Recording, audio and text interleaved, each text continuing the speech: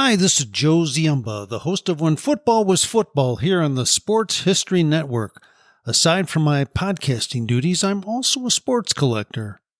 And as such, I'm very pleased to share the exciting news that the Sports History Network has partnered with Rochester Sports Autographs, the largest JSA authenticated autograph distributor in the United States, where you can get deals on over 30,000 autograph sports collectibles.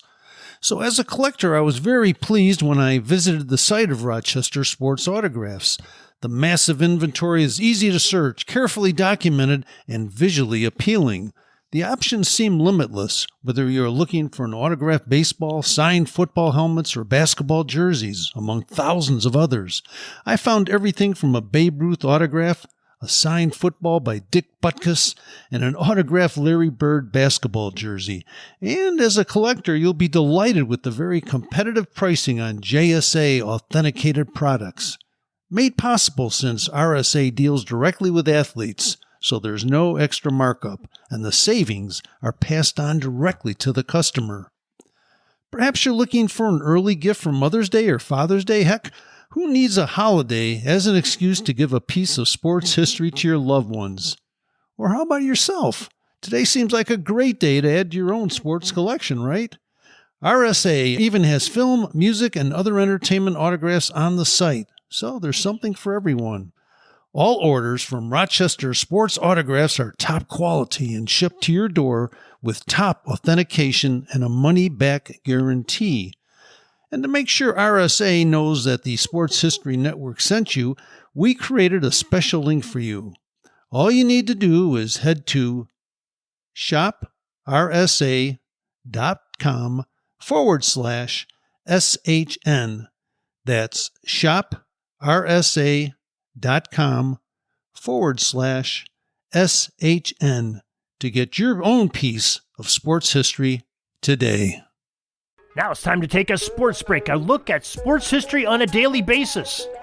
Hello, my friends of sports history. This is Darren Hayes of the Sports History Dispatch podcast. Welcome once again to the Pig Pen, your place for all things great in sports history, and welcome to another sports break, this time for the date of April 6th in sports history, as we're going to talk about some of the great players, athletes, events, and teams that the world has ever known that had something to do with April 6th in sports history.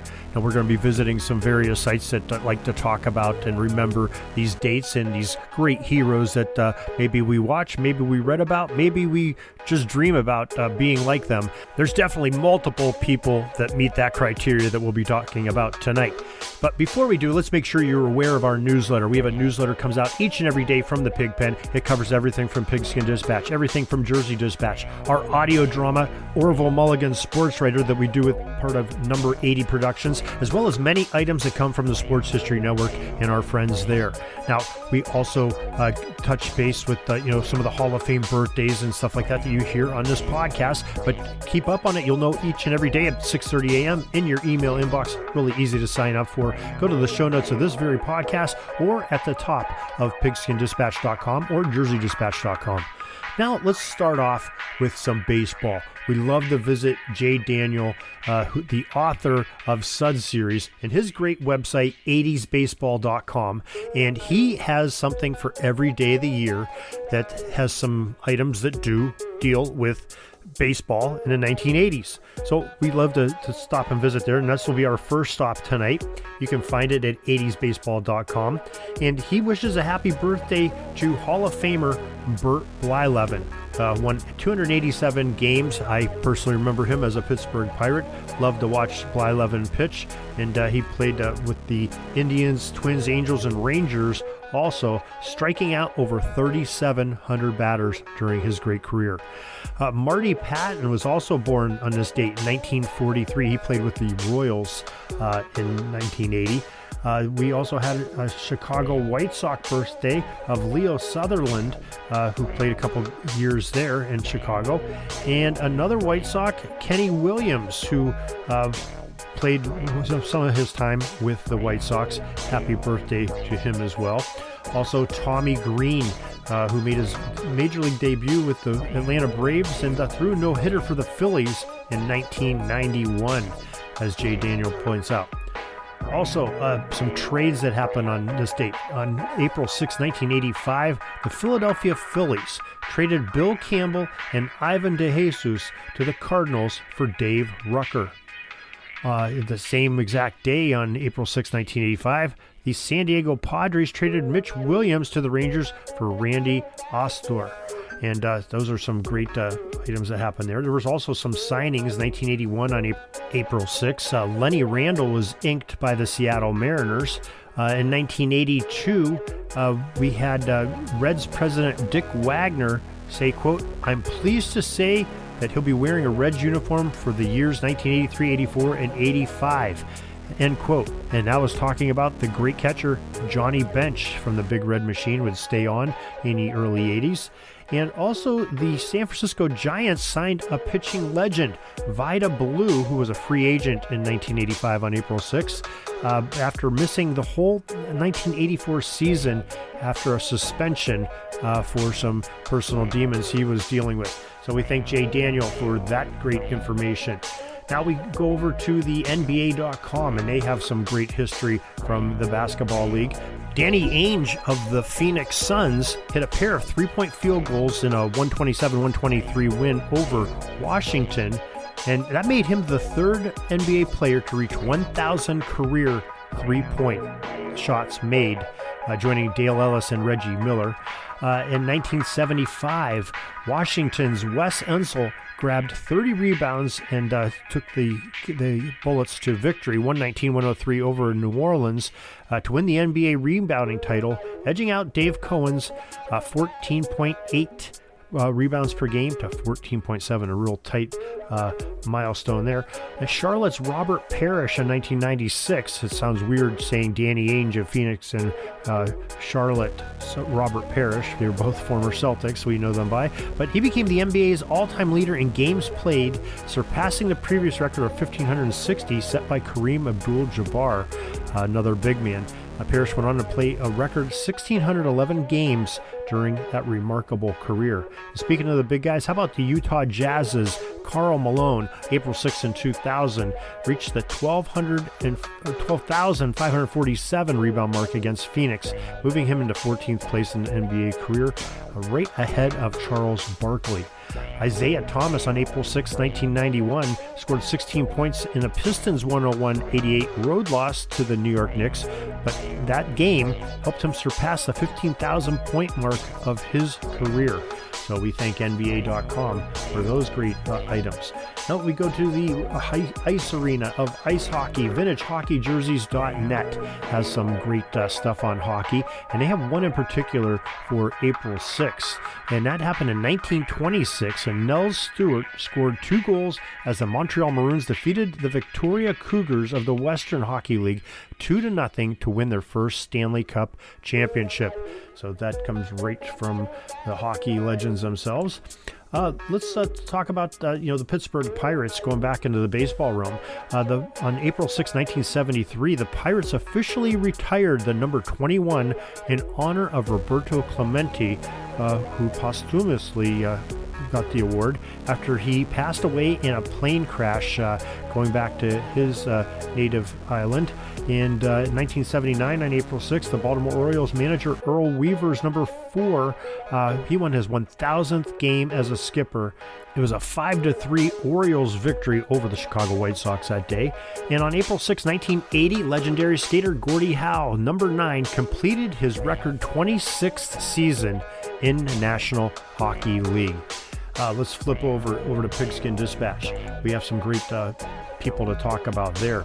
April 6th, 1901, College Football Hall of Fame halfback quarterback from the University of Alabama, Crimson Tide, had played there from 1922 to 1925, Pooley Hubert.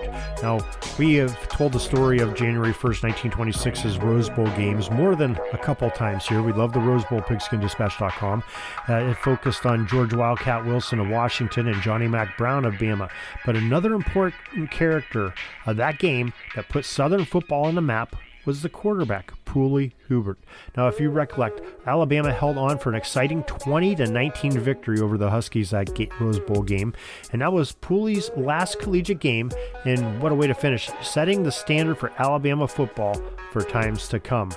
Hubert scored 35 touchdowns, scoring at least 3 touchdowns in 6 different games, and led the Tide to a 31-6-2 record with him in that backfield. He went into the College Football Hall of Fame in 1964, and joined a lot of different people like his coach Wallace Wade, and of course Johnny Mack Brown and others from Alabama in that era. Also, over in our football history headlines, we have some more great Hall of Famers that we like to talk about each and every day. They're both from the College Football Hall of Fame and the Pro Football Hall of Fame. And in 1934, on April 6, Aurelius Thomas, the two-way star guard and linebacker of Ohio State University, was born. And Thomas was not the largest interior lineman on the team, weighing in a smidge over 200 pounds, but making him an undersized first play in the middle of the defense of that Buckeyes famed strong defense under Coach Woody Hayes. But Aurelius had great lateral foot speed as well as excellent technique, and proved to outmatch nearly all of his opponents that he faced on the collegiate level. He ended up going into the College Football Hall of Fame in 1989, and after graduation, he ended up coaching on head coach Woody Hayes' staff as an assistant at Ohio State, and did a lot of great things there. Also, 1944 on April 6, Notre Dame's quarterback from 1962 to 1964, John Hewart, celebrated his date of birth. Hewart had an amazing collegiate story. The sophomore season was somewhat of an unmemorable injury-plagued year for the Signal Caller so he was used sparingly in 1963. And in 1964, his football fortunes changed, according to the footballfoundation.org, as the Irish first-year head coach Ara Parseghian named Hewart the starting quarterback going into that 64 season, and his trust in Hewart paid big dividends for Coach Parseghian. The Hewart broke virtually every Notre Dame single-season passing record, won the Heisman Trophy, and led the Irish to a 9-1 record. He went into the College Football Hall of Fame in 2005 at the induction ceremonies. April 6, 1965, Sterling Sharp, the powerful wideout from the University of South Carolina from 1983 to 1987, was born. As a matter of fact, he is most likely the best receiver ever to come out of a Gamecock program, and the National Football Foundation states that Sharp was the first team All-American selection in 1987 and set a variety of USC records, including 74 single-season receptions, 169 career catches, 1,106 receiving yards in 1 year, and career receiving total yardage of 2,497. It's going to be tough to ever go past that. Of course, we know that the Green Bay Packers used their 7th overall pick in the 1988 NFL Draft to have Sharp join their franchise, and in just 7 seasons that were cut short because of injury with the Pack, Sterling was a 5-time Pro Bowl selection, 3-time first-team All-Pro, and of course, he had a great career there in the late 80s and early 90s, teaming up with Brett Favre and that Green Bay Packers attack. So happy birthday to all those gentlemen, and we are so glad that you joined us here for another little bit of sports history in your sports break. Join us each and every day as we try to bring a little bit of preservation to sports history and some of these legends that we get to learn about. And we try to do it with all the honor that we can to them for giving us all the enjoyment over the years that they have.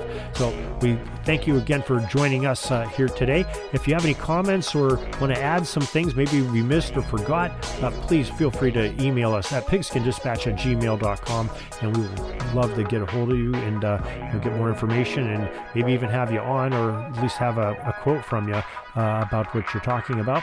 And don't forget to sign up for that newsletter, show notes of this podcast, and you'll have an email each and every day, 6:30 a.m. So till next time, everybody, have a great sports history day.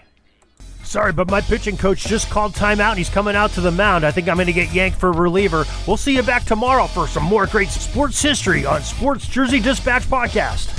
We invite you to check out our websites, jerseydispatch.com and pigskindispatch.com. Not only see the daily sports history, but to experience the preservation of great events and people that play the games. Find us on Pigskin Dispatch. It's also on social media outlets of Facebook, Twitter, Instagram, and don't forget the Pigskin Dispatch YouTube channel to get all your daily sports history.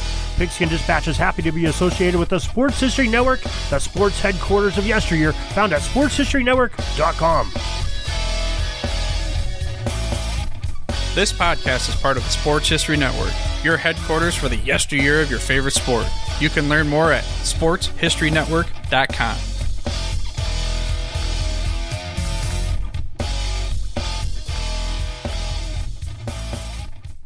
Hi, this is Joe Ziemba, the host of When Football Was Football, here on the Sports History Network.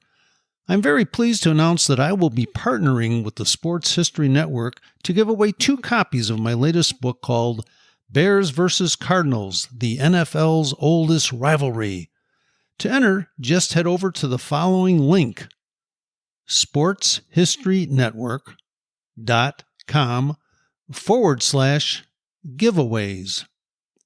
We hope you will enjoy the numerous stories in the book, which is largely based on the newly released Dutch Tournament collection at the Pro Football Hall of Fame.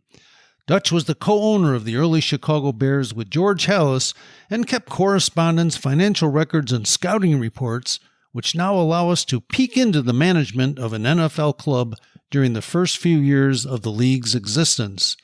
Along the way, we'll meet unusual gridiron characters from years gone by, including a quarterback who could throw the ball farther behind his back than he could throwing it forward, a Bears lineman who was such a good tavern fighter that he decided to enter the boxing universe, and a Cardinals halfback who gave up the NFL rushing title by deciding to not show up for his team's final game of the season.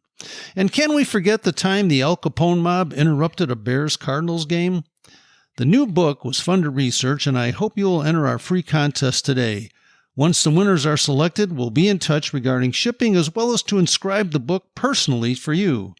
This might make a perfect gift for Mother's or Father's Day, or simply add it to your own personal collection. Once again, enter by visiting sportshistorynetwork.com/giveaways.